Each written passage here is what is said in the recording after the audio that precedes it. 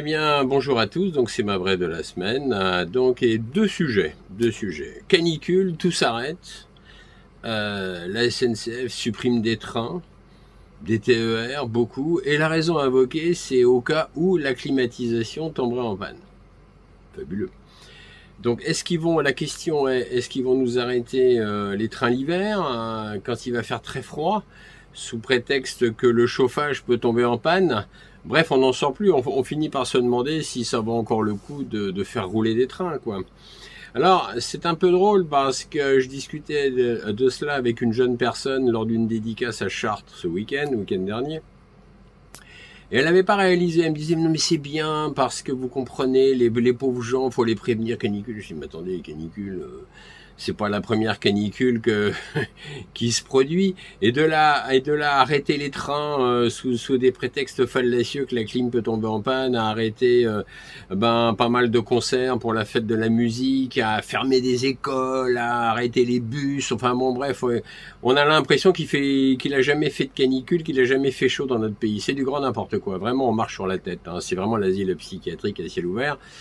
Voilà, c'était le premier sujet. Le deuxième sujet, je veux saluer une Vietnamienne qui a en fait 84 ans, qui vit en France, qui s'appelle Tran Toc Nga et qui depuis 60 ans à peu près combat Monsanto Bayer, attaque donc Monsanto Bayer devant les tribunaux et donc évidemment l'État américain.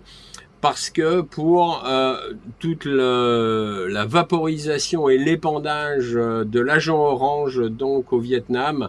Alors si vous savez pas ce que c'est l'agent orange, c'est un défoliant toxique, c'est vraiment un produit vraiment nocif, vraiment un produit pourri.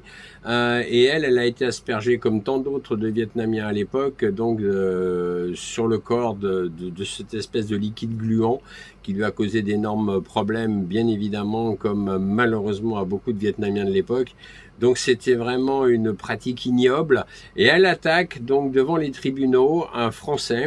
Alors pour l'instant, le tribunal d'Evry lui a donné tort, mais elle continue son combat. Et voilà, je voulais lui rendre hommage, bravo à son combat, respect. Voilà, respect. Voilà quelqu'un qui ose s'élever contre la puissance dominatrice de ces États félons et de ces multinationales coupables d'empoisonnement.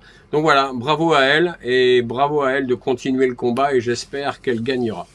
Voilà, et ben les amis, merci pour votre écoute et merci pour votre fidélité. Et je vous donne rendez-vous pour ma part à la semaine prochaine. Au revoir.